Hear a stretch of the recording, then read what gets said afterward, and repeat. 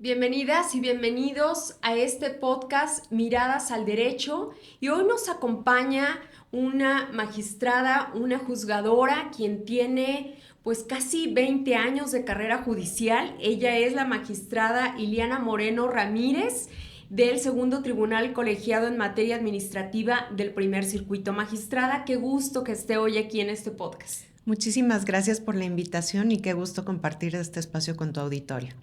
Magistrada, pues hemos visto que en el tribunal han resuelto varios asuntos que impactan la vida diaria de las personas.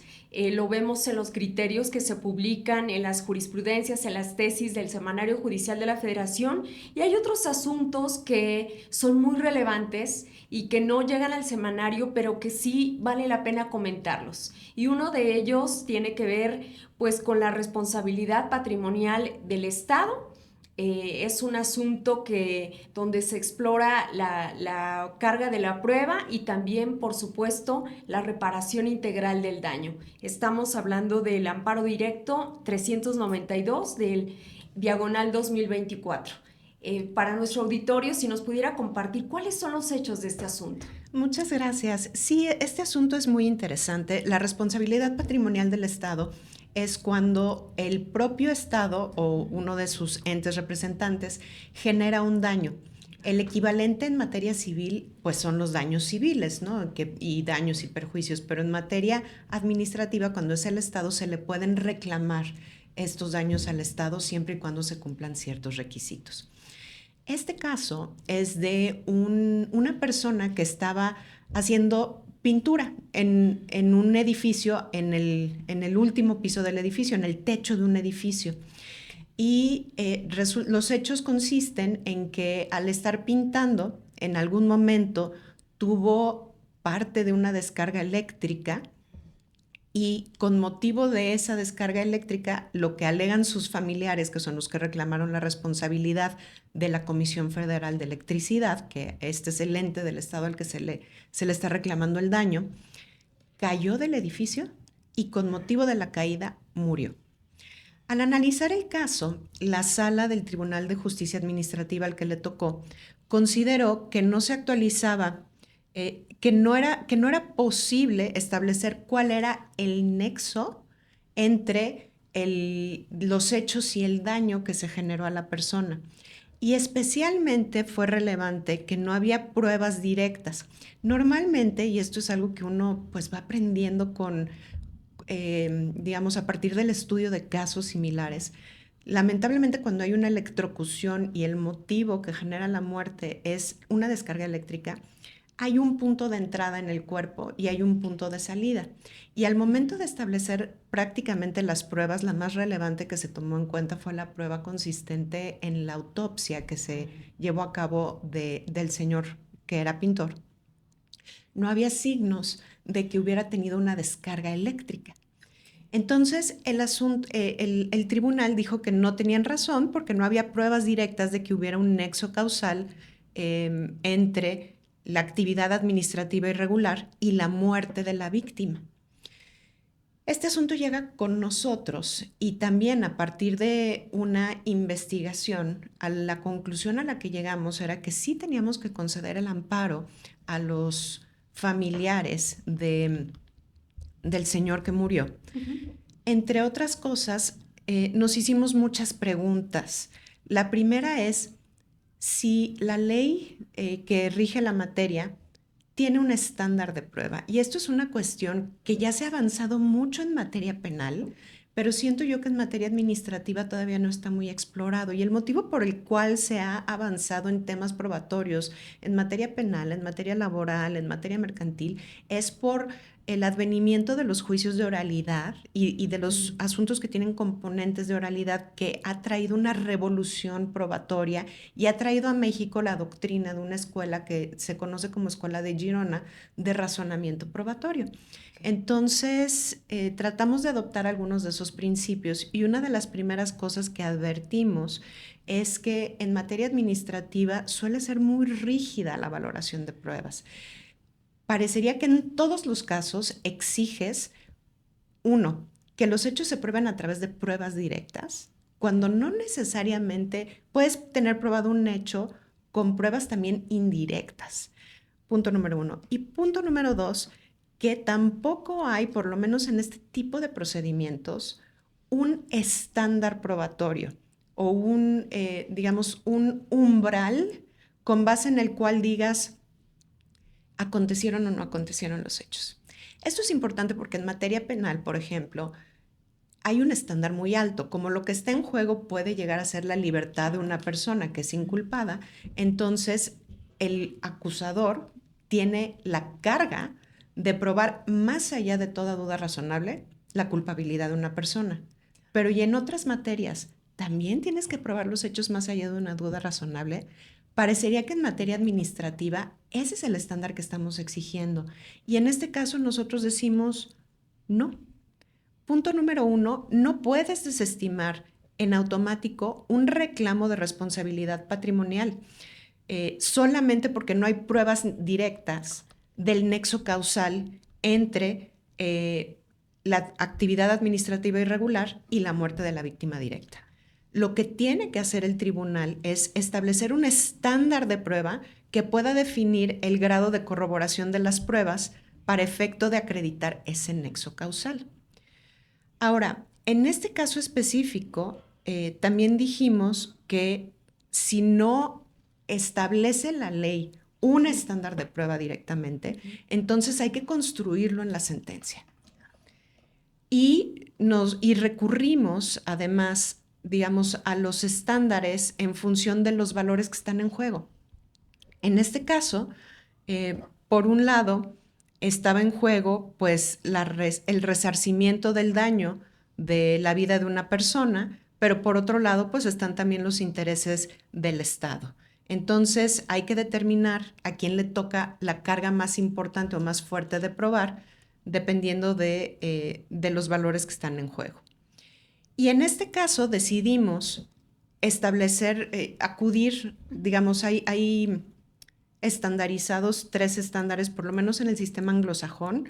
Hay el estándar más alto, que es más allá de una duda razonable, el estándar intermedio, que es el de probabilidad prevaleciente, y el estándar, digamos, el más bajito, que es basta con que se acredite que es más probable que un hecho haya sucedido a que no haya sucedido. Entonces, nosotros en este caso, lo que dijimos es, tiene que ser un estándar intermedio. Y a partir del estándar intermedio, de esta probabilidad prevaleciente, tomamos en cuenta otro tipo de pruebas. Entre otras cuestiones, lo que se alegaba por parte de los afectados, que eran los familiares de la persona que falleció, es que hay un fenómeno que se llama arco eléctrico. Cuando no están bien colocados los cables de electricidad, se conectan entre ellos y aunque uno no lo ve, se generan como campos de electricidad. Así es, digamos, una forma comprensible de más o menos cómo sucede el fenómeno. Y este campo eléctrico, si entras en el campo, te empuja. Te empuja. Está acreditado, eso sí, en el expediente, que los cables que estaban cerca del edificio no tenían la separación suficiente para cumplir lo que establecen las normas oficiales relativas a la separación y las reglas relativas a cuánta separación tiene que haber, precisamente para que no se generen estos fenómenos de electricidad. Entonces, punto número 1, eso sí estaba aprobado. Punto número 2, también había recomendaciones de la propia Comisión de Derechos Humanos, en este caso, que ya habían condenado a la Comisión Federal de Electricidad por este motivo, porque detectó que había muertes derivadas y accidentes derivados de los campos eléctricos que se generan precisamente por no colocar los cables a la distancia que se debía. Entonces, haciendo un análisis de pruebas indirectas y de indicios, llegamos a la conclusión de que en el caso lo más lógico y que estaba, digamos, acreditado con un estándar intermedio, era que el motivo por el cual la persona cayó del edificio, pues no fue por un accidente, no fue porque se tropezó, no fue porque... Fue la conclusión más plausible es que primero fue afectado por el campo eléctrico y ese fue el motivo que hizo que cayera. Entonces, si bien es cierto que no murió por la descarga eléctrica, lo cierto es que sí es responsable la Comisión Federal de Electricidad por no colocar los cables adecuadamente y esto generó el riesgo que se estimó actualizado a través del nexo causal y por lo tanto ordenamos a la sala que le concediera, que dijera que sí estaba acreditado el nexo causal en este caso. Muy importante pues esta relatoría que nos hace de cómo se construyó este estándar, magistrada, porque como usted muy bien lo dice, en materia penal ha habido avance respecto a este estándar, pero pues en materia administrativa no, y de ahí pues me gustaría que retomáramos algunas partes de este estándar. Me parece relevante pues primero destacar lo que usted ya muy bien mencionaba, que aunque el dictamen de necropsia había establecido que la causa de la muerte fue un traumatismo, dice ahí, torácico, pues no estaba como tal, pues probado que no hubiera sido por una descarga eléctrica. Por eso la relevancia de lo que usted marca de este nexo causal. Y ahí, de este criterio que nos menciona, de este pues estándar intermedio, como usted lo llama, hay algunas partes que me interesaría que pudiéramos compartir con nuestro auditorio. Hablan de la naturaleza de la acción, de esta parte de el asunto no involucraba conductas dolosas o fraudulentas que requerían un estándar más estricto, sino Correcto. podría ser aplicado este estándar intermedio. Exactamente. Entonces, quizá en otro tipo de asuntos donde la responsabilidad patrimonial o el daño derive de cuestiones dolosas, pues quizá podría ser aplicable otro estándar, pero no es el caso. Este es prácticamente el ejemplo del libro de texto de una responsabilidad patrimonial del Estado. O bueno, cuando es el del libro de texto o de clase de licenciatura en Derecho, cuando estás viendo responsabilidad, el ejemplo tradicional son los baches. Claro. Si las autoridades tienen la obligación de pavimentar las calles y tu coche cae en un bache y se daña y se poncha la llanta por eso, el Estado es responsable porque genera un daño que es atribuible al Estado. Y entonces tú puedes ir a reclamarlo en responsabilidad patrimonial. Y un poco, pues es una especie de accidente generado por el propio Estado. No es accidente per se, sino que es un riesgo que generó el propio Estado y que ese riesgo, pues precisamente concluyó en la muerte de una persona. No hubo una descarga directa al cuerpo que hubiera señales de que entrara por una parte. Por eso, mi abuelo, que era electricista, nos enseñó a todos que cuando vas a conectar algo, cuando vas a tener que ver algo con un enchufe, debes ponerte una mano en tu bolsa para que no se te olvide, porque además normalmente la electricidad entra por la mano, pero se va al corazón. Okay. Y sale por abajo, por los pies. Entonces, al final, eso no era lo que teníamos en las pruebas, pero sí había suficientes elementos para de manera indirecta considerar que se había dado este fenómeno del arco eléctrico.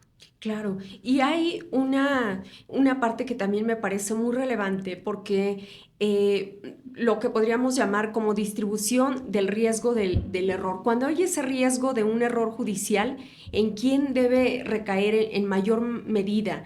En el ente público, usted ya no lo decía, en el Estado. Ahí esa es una discusión incluso doctrinaria muy interesante que nosotros adoptamos en la resolución. Porque autores como Jordi Ferrer indican que normalmente este tipo de decisiones lo que conviene de la distribución de la carga del error es un poco esto de la distribución de la carga es si te equivocas en una resolución judicial, porque al final el juez no estuvo en los hechos, el juez no los vio, tienen que presentar las partes pruebas. Sí. Ustedes deciden a partir de lo que las partes les pueden aportar. Totalmente. Entonces, tenemos un acervo probatorio, tenemos un conjunto de elementos de prueba.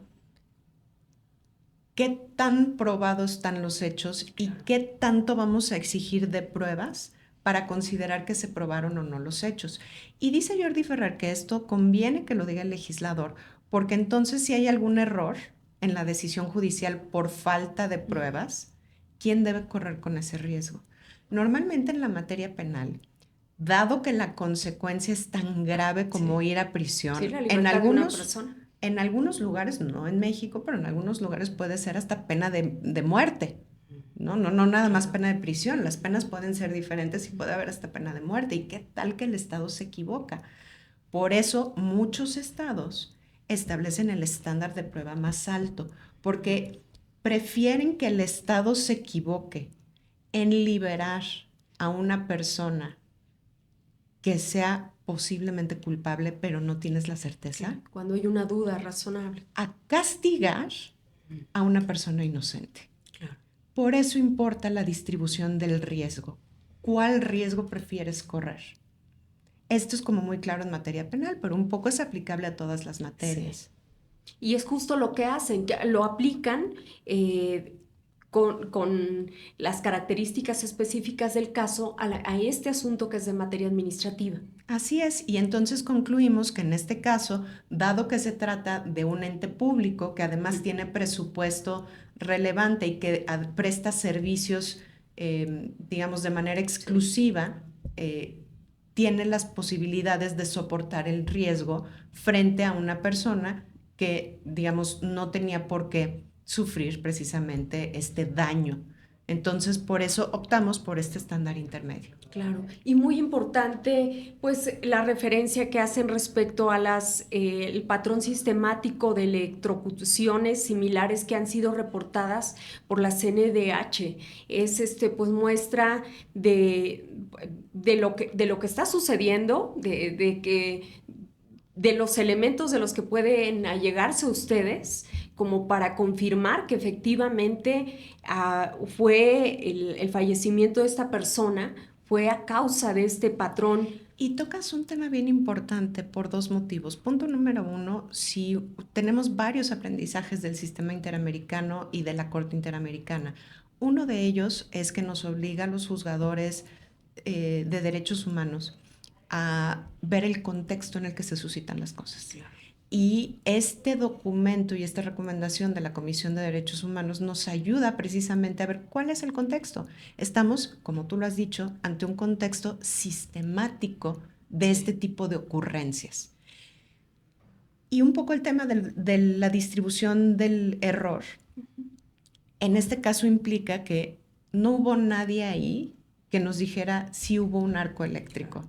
No podemos saber porque además no se ve. No deja huella en el cuerpo de la persona, simplemente lo empujó, eso es una fuerza que suponemos que lo empujó y eso hizo que cayera. Pero entonces, puede ser que no tengamos razón. ¿Y en dónde preferimos que recaiga el error en este caso? Y de ahí la selección de estándar. Preferimos errar del lado de darle una indemnización a los familiares por la ocurrencia sistemática y porque sabemos que no es algo fuera de lo común que nunca sucede, claro, sino que en este caso decidimos errar del lado de preferir asumir que eso es lo que sucedió con distintas pruebas indirectas, con indicios que nos indican que eso es lo más probable que sucedió. Claro. Y además no se le pone una carga de la prueba a la víctima, porque ya usted nos lo decía al referirnos los hechos, se trata de una persona que se dedicaba a pintar, que no tenía conocimientos de electricidad. Correcto, pero aún así sí tiene carga probatoria. Es decir, sí tenía que exhibir pruebas y sí tenía que probar en el juicio. Uh-huh. Simplemente consideramos que sus pruebas sí eran suficientes. Uh-huh. Incluso el acervo probatorio no se integra nada más con las que ofrece la parte demandante, sino también con las que ofrece el Estado. Y en este caso, los elementos que teníamos, como te platicaba, eran la autopsia. También teníamos las pruebas periciales relativas a cómo estaban colocados los cables, en este caso, que eso fue fundamental porque ese es otro indicio que nos llevaba a concluir que si no estaban bien colocados los cables, era muy probable que sucediera este fenómeno. Claro. Entonces, no es relevarlo de la carga de probar, es simplemente no exigir pruebas directas para todos los hechos que se suscitan, sino también ir construyendo y razonar y justificar un argumento de por qué creemos que sí se dieron los hechos que reclama en su demanda de responsabilidad Claro. patrimonial. Muy importante esto que menciona, magistrada, porque reconoce este papel activo que tienen las personas juzgadoras a la hora de ir reconstruyendo, tomando en cuenta el contexto y algo muy importante, no solamente exigir pruebas directas, sino usted lo decía, pruebas indirectas también. Y son las que ya estaban ahí. No estamos haciendo una inaplicación de normas Claro. generales, estamos haciendo un razonamiento, ahora sí que como diría el profesor Jordi Ferrer, estamos haciendo un razonamiento probatorio y estamos justificando dentro de lo que nos permite la propia ley que estamos aplicando. La ley no define expresamente cuál es el valor que debe darse a un elemento de convicción particular. Y esto lo que permite es que entonces construyamos el estándar probatorio que evalúe el apoyo que tenemos con un conjunto de pruebas que ya teníamos en el expediente para las distintas hipótesis sostenidas. Hipótesis 1, sí fue responsabilidad del Estado porque fue el fenómeno de carga eléctrica. Hipótesis 2, no fue eso, se resbaló o fue un accidente derivado de otro motivo, ¿no? Y entonces, si no hay pruebas directas, nunca va a ser absoluto el grado de corroboración de los hechos. Pero eso no importa si tú dices que no requieres un estándar Tan alto. alto, claro. Alto.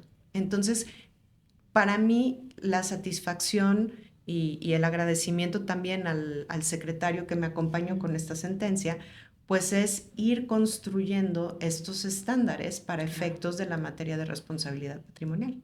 Y además de hacer pues la construcción de este estándar de probabilidad prevaleciente, me parece muy importante porque refuerza la protección del derecho humano a la reparación integral del daño. Para alguien que no está tan familiarizado de qué estamos hablando cuando mencionamos esta reparación integral del daño. Hay, digamos, este concepto acá en responsabilidad patrimonial no es igual de amplio como en el contexto de la reparación de derechos humanos, pero al final es una especie de, pues sí, es que es reiterativo, pero el nombre lo dice, es reparar. Reparar cuando se te generó un perjuicio.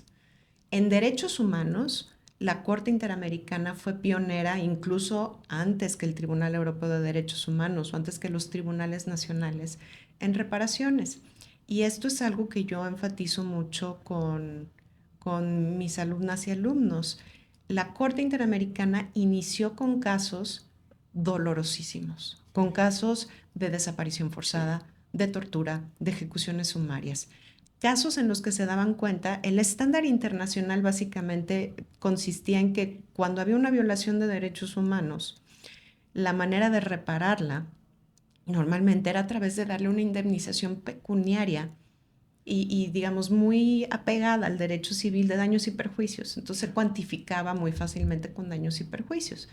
Sin embargo, la Corte Interamericana se dio cuenta, y con los reclamos especialmente de personas desaparecidas, que eso no es suficiente para una madre a quien le desaparecen a su hijo y no sabe qué le pasó. Eso no es suficiente para una víctima de tortura porque también requiere de una cierta reivindicación. Entonces, la Corte Interamericana, el concepto que creó es el de reparaciones integrales en el contexto de las violaciones de derechos humanos. Entonces, dependiendo de qué tipo de violación de derechos humanos estemos hablando, será la reparación.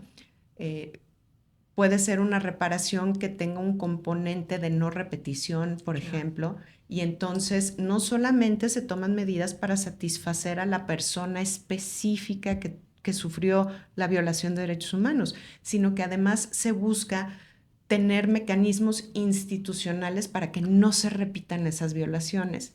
Entonces, sí, hay una teoría muy importante de reparaciones integrales derivadas de violaciones de derechos humanos, pero esta es una reparación de un daño que tiene una naturaleza un poquito diferente. No iría yo al grado de decir que responsabilidad patrimonial es equiparable a las reparaciones integrales, pero ciertamente la intención es que se repare el daño que se genera con el actuar irregular del Estado. Claro. ¿Y cuáles son los efectos de este amparo?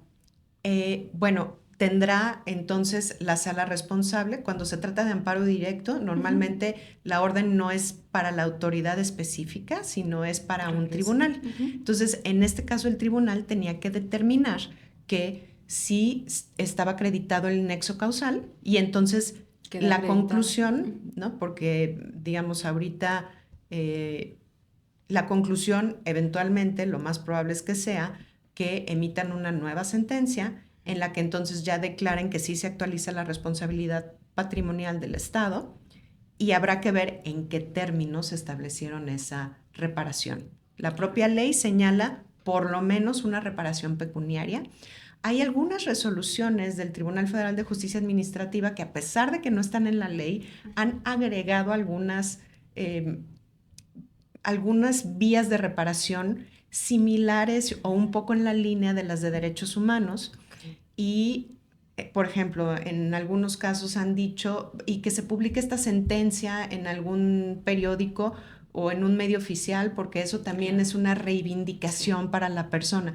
Pero el tipo de reparación que ordenas depende mucho de cada caso y de cuál es el daño que se genera. En este caso, posiblemente, o bueno, más bien lo que establece la ley como mínimo, pues es una reparación pecuniaria y habrá que ver que si se determina algo más o no y si es válido o no. Eso todavía puede ser materia de discusión y lo más probable es que por el sistema que tenemos, eventualmente también nos llegue a nosotros. Yo sí quiero destacar, magistrada, que en su ponencia se ha caracterizado por estas sentencias que citan precedentes de la Corte Interamericana, que se asumen como jueces interamericanos, como jueces constitucionales. Y desde ahí me gustaría preguntarle cómo ha sido este camino de ya casi 20 años de carrera judicial. Sé que estuvo como secretaria de Estudio y Cuenta en la ponencia del entonces ministro Fernando Franco en la Suprema Corte, y le tocó también concursar para ser jueza de distrito y después magistrada de circuito, que ha sido muchos años de preparación. Usted lo decía ahora, en la medida que va avanzando esa carrera, pues van también adquiriendo no solo esa técnica jurídica, sino también pues la necesidad de analizar pues con este enfoque de derechos humanos. Ha sido un camino que no cambiaría por nada. Ha sido una gran satisfacción recorrerlo e ir aprendiendo de mis mentores, de mis mentoras, de compañeras y compañeros que nos vamos acompañando a lo largo del camino. Yo, que soy viejita de una época, pues bueno, yo cuando entré a la Corte todavía era la 9ª época del Semanario Judicial de la Federación. Y digamos que estaba reciente, bastante reciente, la reforma constitucional que transformó el concepto de garantías individuales a derechos humanos. La labor que se hizo en esas presidencias,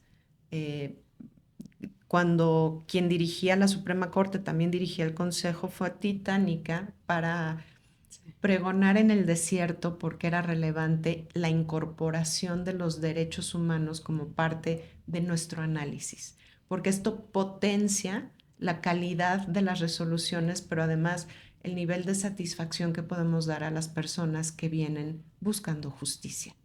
Entonces, sí creo que es muy importante el esfuerzo que en su momento se hizo de capacitación de los operadores jurídicos, por supuesto en un momento en el que, pues, digamos, el paradigma era distinto, por un lado, y por otro lado, pues, digamos, ocupábamos lugares en otro lugar del escalafón. Entonces, la capacitación era desde la persona que tenía la plaza digamos, más de talacha hasta todas, ¿no? Y yo fui orgullosa y agradecida beneficiaria de todas estas capacitaciones. Incluso recuerdo también la labor titánica que en su momento hicieron Mónica Maxice y Adriana Ortega desde la entonces Dirección de Género de la Suprema Corte, que también hicieron muchísimas capacitaciones para sensibilizar no solamente en el tema de juzgar con perspectiva de género, sino en general de juzgar con una perspectiva de derechos humanos. Y me parece que eso, por lo menos a la fecha, ya está bastante afianzado. Sí, y además, pues la verdad usted lo dice muy bien, han sido muchos años de capacitación, no solo en Suprema Corte, en general en el Poder Judicial, con este ánimo de tener pues jueces constitucionales, jueces que juzguen con una perspectiva de derechos humanos. Y ahí me gustaría preguntarle, ¿qué papel ha jugado el interés legítimo? Porque, bueno, vemos recientemente una iniciativa que propone definirlo, marcar como delimitarlo. ¿Por qué es tan importante el interés legítimo en el juicio de amparo? El interés legítimo es, como yo se lo he explicado a mis hijos, es, ¿y tú qué vela tienes en este entierro? Claro. ¿Tú por qué vienes a reclamar esto? Porque a ti qué te afecta. Claro. Tiene que ver con el grado de afectación. La cuestión es que antes, en la novena época, cuando yo entré a la corte y cuando entré al Poder Judicial, era muy estricto, ¿no? Si no estabas afectado directísimamente, Sí. simplemente las puertas del amparo estaban cerradas. Y te doy un ejemplo que es muy común hoy en día, o por lo menos el ejemplo que me daba mi profesor en ese entonces, porque era profesor de garantías individuales, no de derechos humanos o de derechos constitucionales.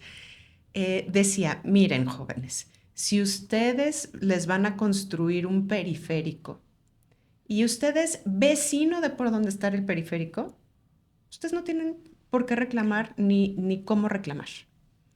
En cambio, si a ustedes les expropian un terreno para construir ese periférico, entonces quizás sí tengan alguna afectación directa.